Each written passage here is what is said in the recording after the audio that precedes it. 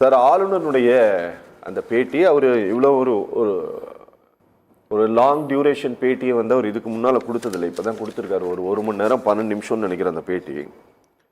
அது மொத்தமுமே வெறும் அவதூறுகளுடைய வடிவமாகத்தான் அந்த பேட்டி இருக்குன்னு சொல்லிட்டு தமிழ்நாட்டினுடைய முதலமைச்சர் கண்டனத்தை பதிவு செய்திருக்கிறார். எங்களுக்கு தாய்மொழி பற்று குறித்து பாடம் எடுக்க வேண்டான்னு சொல்லியிருக்காரு. தமிழ்நாடு வந்து தீவிரவாதிகளில் தொடர்பாக சம்பந்தப்படுத்தி பேசியிருக்கக்கூடியதற்கு கண்டனத்தை பதிவு செய்திருக்கிறார். ஆளுநருடைய பேட்டியில் சொல்லப்பட்டிருக்கக்கூடிய அத்தனை விஷயங்களுமே உண்மையா சார்? ஆளுநர் அவர்கள் அரசியல் ரீதியாக பேசக்கூடியவர் அல்ல. சரி, முழுக்க முழுக்க தமிழ் சார்ந்து, இந்த மாநிலம் சார்ந்து, இந்த மாநிலத்தின் முன்னேற்றத்திற்கு எதெல்லாம் தடையாக இருக்கிறது என்பதை பற்றி தான் பேசியிருக்கிறார்.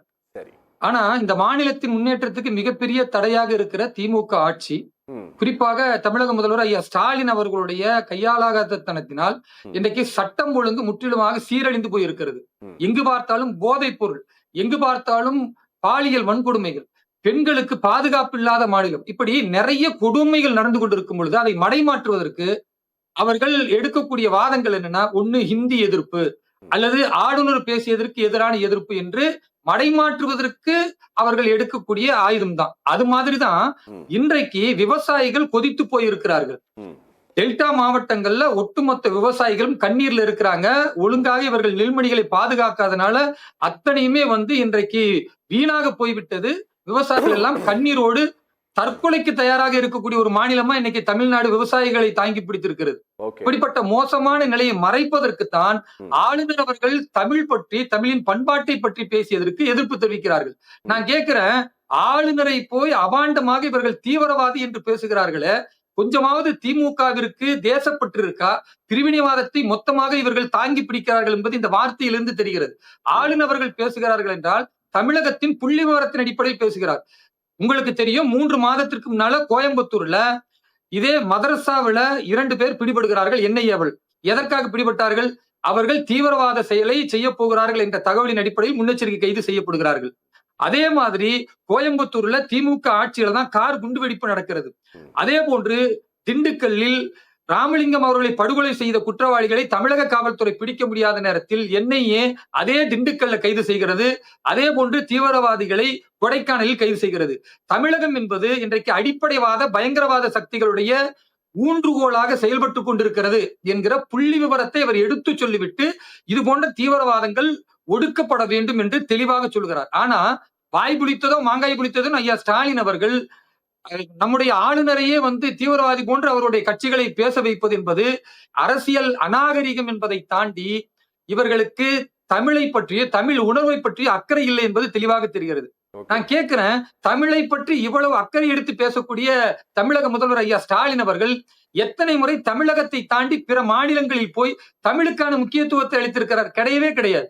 தாங்கள் ஆட்சிக்கு வந்தால் பல நாடுகளில் இருக்கக்கூடிய பல்கலைக்கழகங்கள்ல தமிழ் இருக்கைக்கு நாங்க இடமளிப்பதற்கு முன்னுரிமைப்படுத்துவோம். நாங்க எத்தனை மாவட்டங்கள்ல அல்லது எத்தனை நாடுகள்ல இவர்கள் தமிழ் இருக்கைக்கு முன்னுரிமை கொடுத்தார்கள்? கேள்விக்குறி. இன்னைக்கு வரைக்கும் எதுவுமே கிடையாது. அதே மாதிரி இன்றைக்கு தமிழன் சாதித்தான் 2.0 போடலாம். ஆனா இவர்கள் என்ன போடுறாங்கன்னா திராவிடம் 2.0 போடுறாங்கன்னா என்ன அர்த்தம்? திராவிடம் என்பது ஒரு இனமா? அப்படி எங்கேயாவது சொல்லப்பட்டிருக்கிறதா?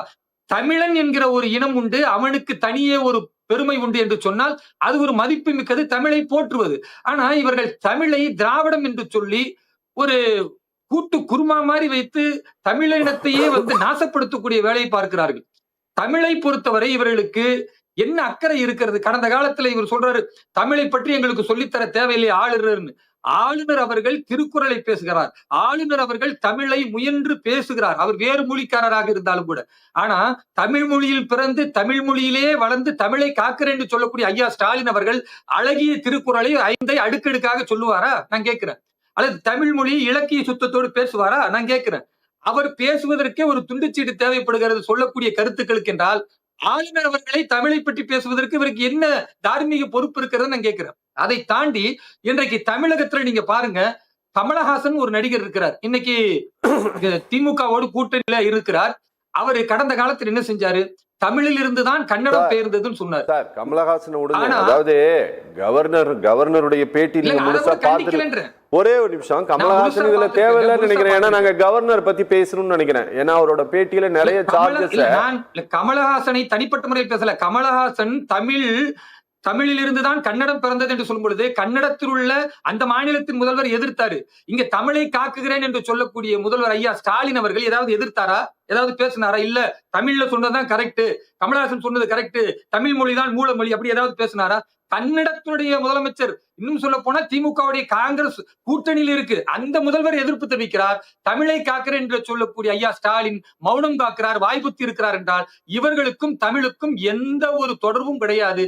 தமிழின் பெருமையை பாதுகாக்கிற ஒரு கட்சி பாரதிய ஜனதா கட்சி, ஐயா நரேந்திர மோடி அவர்கள் என்பது இந்த பாரதத்தில் உள்ள எல்லோருக்கும் தெரியும், தமிழர்களுக்கும் தெரியும். ஓகே ஓகே, எனக்கு ஒரு 2 விஷயம் சொல்லுங்க. அதாவது என்னன்னா, நீங்க குறிப்பாக குஜராத் பீகார் தொழிலாளர்கள் இங்க தாக்கப்படுகிறார்கள் அப்படின்னு சொல்லிட்டு, துன்புறுத்தப்படுகிறார்கள்னு சொல்லிட்டு நீங்க பீகாரினுடைய தேர்தல் பிரச்சாரத்தில் பிரதமர் மோடி பேசியதை குறிப்பிட்டு அந்த நெறியாளர் கேள்வி கேட்கிறார். அப்போது ஆளுநர் சொல்கிறார், குணமாகி கொண்டிருக்கக்கூடிய புண்ணை மீண்டும் நான் நோண்டி அதை காயப்படுத்த விரும்பவில்லை, ஆனாலும் என்ன நடந்தது அப்படிங்கிறதை நான் நினைவூட்ட விரும்புகிறேன் அப்படின்ட்டு அவர் சொல்றாரு. 2022 இறுதி 2023 மே மாதத்தில் நான் என்னெல்லாம் பண்ணினேன் அப்படின்ட்டு அவரே சொல்றாரு. இங்க வடமாநில தொழிலாளர்கள் வெளியேற்றணும் அப்படின்னு சொல்லிட்டு ஒரு அரசியல் கட்சி தலைவருடைய புகைப்படத்தோடு இங்க போஸ்டர் ஒட்டப்பட்டிருந்தது. அந்த போஸ்டர்ஸ் எல்லாம் நான் இன்னும் வச்சிருக்கிறேன் அப்படின்ட்டு எல்லாம் சொல்றாரு.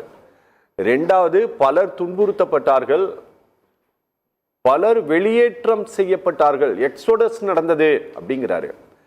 சார் இங்க அப்படி ஏதாவது ஒரு சம்பவம் நடந்ததா சார்? இங்க முதல்ல நிறைய நடந்ததுங்க. இதே திமுகவுடைய பாராளுமன்ற உறுப்பினர் தயாநிதி மாறன் அவர்கள் வடமாநிலம், குறிப்பா பீகாரிகளுக்கு எதிராக அவர் என்ன பேசினார்னா, கக்கூஸ் கழுவுறதுக்கு தான் பீகாரிகள் லாய்க்கு, அதே மாதிரி இவர்கள் எல்லாம் பானிப்புக்கு வைக்கிறதுக்கு தான் லாய்க்கானவர்கள், அதே மாதிரி இவர்கள் எல்லாம் ஹிந்தி பேசுவதால இவர்கள் இங்கே ஓடியாந்து பிழைக்கு நடத்துறாருலாம் ரொம்ப அவதூறாக தயாநிதி மாறன் அவர்கள் இருந்து அமைச்சர் பொன்முடி அவர்கள்ல இருந்து எல்லோரும் பேசுறாங்க. இன்னும் சொல்ல போனால் திமுக கூட்டணியில் இருக்கிற தமிழக வாழ்வுரிமை கட்சி வேல்முருகன் உள்ளிட்டவர்கள் திமுகவுடைய எம்எல்ஏ தானே, சட்டமன்ற உறுப்பினர் தானே, அவர்கள் எல்லாம் இந்த வடமாநில மக்களை அடித்து விரட்டுவோம்னு சொன்னாங்க.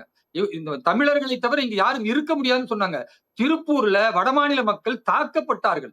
பல இடங்கள்ல அந்த வடமாநில மக்கள் அடிக்கப்பட்டார்கள். யாரால? வேலூர் இப்ராஹிம் சார். சார் ஒரு சிங்கிள் கேஸ் கிடையாது சார். சார் இங்க பாருங்க சார், இல்ல நான் பாருங்களேன், ஒரு சிங்கிள் எஃப்ஐஆர் கிடையாது. நீங்க தமிழ்நாட்டுல ஒரு இல்ல சார், சார் இங்க பாருங்க, இல்ல சார் பாதுகாப்பு சார் இங்க இல்ல சார், இல்ல வேலூர் இப்ராஹிம் சார் இங்க பாருங்க, பிரச்சனையா பாஜக கொண்டு போன பிறகுதான் அவர்கள் திமுக இப்படி பேசக்கூடாது என்று வாய்ப்பு கொடுக்கப்பட்டது. கடந்த காலத்துல அவர்கள் வடமாநிலத்து மக்களை, குறிப்பா பீகாரிகளை எவ்வளவு அசிங்கப்படுத்தினாங்க, கொச்சைப்படுத்தினாங்க திமுகவுடைய அமைச்சர்களும் பாராளுமன்ற உறுப்பினர்களும். பாரதிய ஜனதா கட்சி அவர்களுடைய பேச்சை தமிழாக்கம் செய்து நாடு முழுக்க கொண்டு போன பிறகுதான் இவர்கள் அசிங்கப்பட்டார்கள். எப்படி சனாதன தர்மத்தை இங்க வாய்க்குழுப்படுத்தி பேசிவிட்டு பிறகு ராஜஸ்தானுக்கும் மத்திய பிரதேச எலெக்ஷனுக்கும் போக முடியாம இவர்கள் தவிர்க்கப்பட்டார்களோ, அது மாதிரி வடமாநில மக்களை, ஹிந்தி பேசக்கூடிய மக்களை இழிவுபடுத்தி திமுகவினர் பேசிய பேச்சுக்களை ஒவ்வொரு ஹிந்தியிலையும் ஆங்கிலத்திலும் மொழிபெயர்க்கப்பட்டு நாடு முழுக்க கொண்டு போனதினால் இவர்களுடைய வண்டவாளங்கள் தண்டவாளத்தில் ஏறதுனால திமுக வாய்ப்புத்தி இருந்தது. இல்லை என்றால்